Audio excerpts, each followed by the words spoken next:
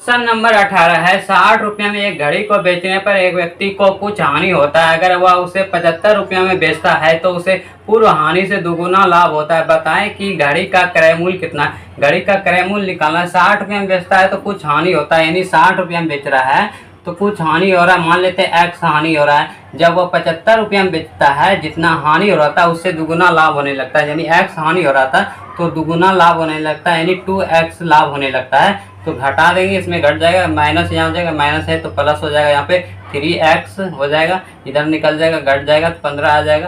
तो x का मान कितना हो जाएगा, x का मान हो जाएगा 5, यानी उसको 60 रुपये में बेच रहा था तो x हानि हो रहा था। x हानि कितना निकला, 5 रुपये हानि हो रहा था, यानी CP निकल जाएगा कितना, 60 रुपये में बेच रहा था, x हानि हो रहा था, यानी x को जोड़ देंगे, यानी x कितना निकला 5 जोड़ देंगे, यानी CP निकल जाएगा, यानी 65 रुपया हमारा क्रय मूल्य आ गया। 65 रुपया हमारा क्रय मूल्य, ये हमारा आंसर आ गया, यानी हमारा A नंबर आंसर होगा। क्वेश्चन नंबर 19 है किसी वस्तु को 425 रुपये में बेचने पर उतना ही लाभ प्राप्त होता है जितनी कि उस वस्तु को 355 रुपये में बेचने पर हानि होता है। बताएं कि उस वस्तु का क्रय मूल्य क्या है। जब भी आपको इस तरह का सवाल पूछे, जितना लाभ होता है उतना हानि भी होता है, तो आपको कुछ नहीं करना है। जो दिया गया वैल्यू है 425 रुपया लाभ पर बेच रहा है, 425 रुपया लाभ पर बेचना है, इसको लिख लेना है, और प्लस में 355 रुपया हानि पे बेच रहा है, इसको जोड़ लेना है। 355 रुपया हानि पे बेच रहा है, इसको जोड़ के 2 से डिवाइड दे देना है, हमारा वैल्यू निकल जाएगा 780 को 2 से डिवाइड दे देंगे, कितना आ जाएगा 390 रुपया हमारा आ जाएगा। 390 रुपया हमारा ये CP निकल जाएगा। दोनों को जोड़ के 2 से डिवाइड देंगे, हमको CP निकल जाएगा, यानी क्रय मूल्य निकल जाएगा। क्रय मूल्य कितना आ गया, 390 रुपया, हमारा D नंबर आंसर होगा। क्वेश्चन नंबर 20 है क्रय मूल्य पर 40% लाभ विक्रय मूल्य पर कितने प्रतिशत लाभ के बराबर होगा। यानी विक्रय मूल्य पर लाभ प्रतिशत पूछ रहा है। मान लेते हैं CP यानी क्रय मूल्य मान लेते हैं, क्रय मूल्य मान लेते हैं 100 रुपया है, इस पर 40% लाभ ले रहा है, 40% लाभ ले रहा है, यानी प्रॉफिट ले रहा है 40% प्रॉफिट, यानी 100 का 40% कितना हो जाएगा, 40 रुपया हो जाएगा, यानी SP क्या निकल जाएगा, SP क्या निकल जाएगा, क्रय मूल्य में प्रॉफिट जोड़ देंगे तो SP निकल जाएगा।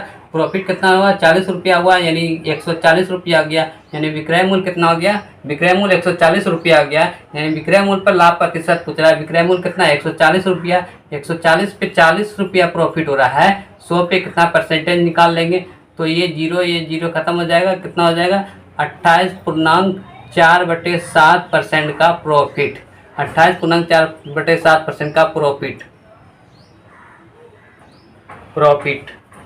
ये हमारा B नंबर आंसर हो जाएगा। क्वेश्चन नंबर 21 है विक्रय मूल्य पर 20% लाभ क्रय मूल्य पर कितने प्रतिशत लाभ के बराबर है। यानी क्रय मूल्य पर लाभ प्रतिशत पूछ रहा है। विक्रय मूल्य मानी SP मान लेते हैं, SP मान लेते हैं 100 रुपया है, 100 रुपया है, इस पर 20% लाभ ले रहा है, 20% प्रॉफिट ले रहा है, प्रॉफिट 100 का 20% कितना आ जाएगा, 20 रुपया हो जाएगा, यानी CP क्या निकल जाएगा, क्रय मूल्य क्या निकल जाएगा, 80 रुपया निकल जाएगा। इस पर 20 रुपया लाभ लिया तभी तो SP 100 रुपया हुआ, यानी क्रय मूल्य निकल गया 80 रुपया, क्रय मूल्य निकल गया 80 रुपया, यानी क्रय मूल्य पर लाभ प्रतिशत पूछ रहा है। क्रय मूल्य 80 रुपया, 20 रुपया प्रॉफिट इस पर हुआ, तो 100 पे कितना परसेंटेज निकाल लेंगे, यानी कितना आ जाएगा, ये 0 खत्म हो जाएगा, कितना आ जाएगा 25% प्रॉफिट होगा, 25%, यानी 25% लाभ के बराबर होगा।